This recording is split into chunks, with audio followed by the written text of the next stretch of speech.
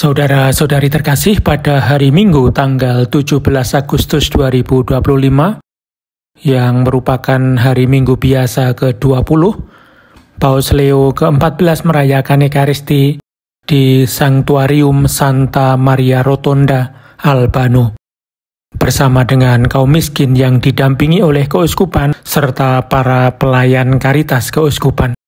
Berikut ini saya bagikan homili beliau. Saudara-saudari yang terkasih, sungguh suatu sukacita besar bagi kita dapat berkumpul untuk merayakan Ekaristi hari Minggu ini. Perayaan ini menghadiahkan kepada kita sukacita yang lebih dalam. Sebab bila sudah merupakan anugerah indah bahwa kita dapat saling berdekatan dan memandang satu sama lain sebagai saudara, anugerah yang lebih besar lagi adalah kemenangan atas maut di dalam Tuhan. Kristus telah mengalahkan maut. Hari Minggu adalah harinya, hari kebangkitannya, dan bersama Dia kita pun mulai mengalahkannya. Kita datang ke gereja masing-masing dengan membawa keletihan, kekhawatiran, bahkan ketakutan. Namun di sini kita tidak lagi sendiri. Kita bersama-sama. Kita menemukan sabda. Kita menerima tubuh Kristus. Maka hati kita menerima kehidupan yang melampaui kematian. Roh Kudus, Roh Kristus yang bangkit, bekerja diam-diam di antara kita dan di dalam kita, dari hari ke hari, dari minggu ke minggu. Hari ini kita berada di sebuah tempat suci kuno, Santa Maria Rotonda. Dinding-dindingnya seolah merangkul kita. Bentuknya yang melingkar mengingatkan kita pada pelukan Allah sendiri, sebagaimana juga di lapangan Santo Petrus dan banyak gereja kuno lainnya. Dari luar, gereja bisa tampak keras dan penuh sudut, seperti realitas manusiawi pada umumnya. Namun ketika kita melangkah masuk, kita disambut oleh kelembutan Allah. Di hadapannya, kemiskinan kita, kerentanan kita, bahkan kegagalan kita yang seringkali membuat kita dihakimi atau kita sendiri menghakimi diri, diterima dalam kasih yang lembut, kasih tanpa syarat.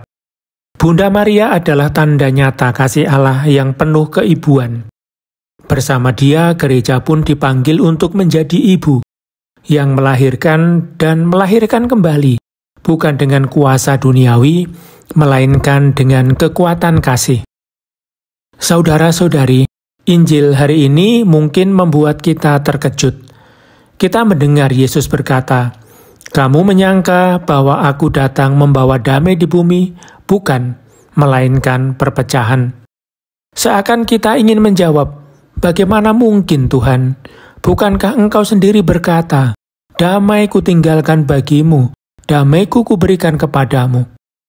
Dan Yesus menjawab, "Ya benar, tetapi ingatlah, damai yang kuberikan bukanlah seperti damai yang diberikan dunia. Jangan gelisah dan janganlah gentar hatimu." Dunia ini sering menyamakan damai dengan kenyamanan dan kebaikan serta ketenangan. Namun damai Kristus berbeda. Ia datang membawa api.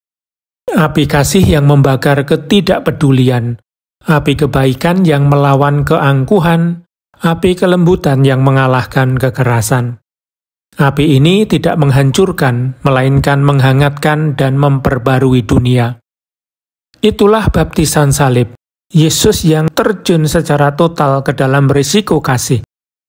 Dan setiap kali kita menyambut komuni, kita ikut ambil bagian dalam keberanian kasih-Nya itu. Maka Ekaristi hari ini mengingatkan kita akan keputusan besar. Hidup bukan lagi untuk diri sendiri, melainkan untuk membawa api kasih Kristus ke dunia. Bukan api senjata, bukan api kata-kata yang menyakiti, melainkan api kasih yang melayani. Api kerendahan hati yang menyembuhkan luka dunia. Ya, mungkin itu akan mendatangkan penolakan, ketidakpahaman, bahkan penganiayaan. Namun tiada damai yang lebih agung daripada memiliki api Kristus yang menyala dalam hati kita.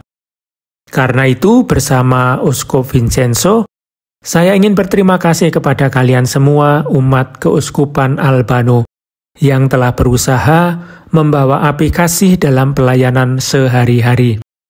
Teruslah berkarya tanpa membedakan antara yang memberi dan yang menerima, antara yang menolong dan yang ditolong, sebab kita semua adalah gereja Tuhan, gereja orang miskin, gereja yang setiap anggotanya berharga, masing-masing membawa sabda Allah yang unik. Mari kita runtuhkan tembok pemisah. Mari kita sambut satu sama lain dalam keberagaman, latar belakang, keadaan ekonomi, psikologis maupun afektif. Hanya dengan demikian kita sungguh menjadi satu tubuh Kristus, di mana yang paling rapuh pun dihormati martabatnya. Itulah gereja Allah yang hidup.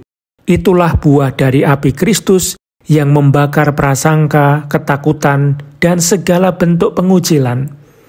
Saudara-saudari terkasih, jangan kita mengusir Tuhan dari gereja-gereja kita, dari rumah-rumah kita, dari hidup kita. Sebaliknya, mari kita biarkan Dia masuk melalui wajah orang miskin. Dengan begitu kita akan menemukan damai juga dengan kemiskinan kita sendiri, yang seringkali kita takuti atau kita tolak demi mengejar kenyamanan semu. Semoga perawan Maria mendoakan kita, biarlah yang mendengar nubuat Simeon bahwa Yesus adalah tanda yang menjadi pertentangan. Semoga hati kita disingkapkan oleh Roh Kudus dan diubah dari hati yang membatu menjadi hati yang lembut.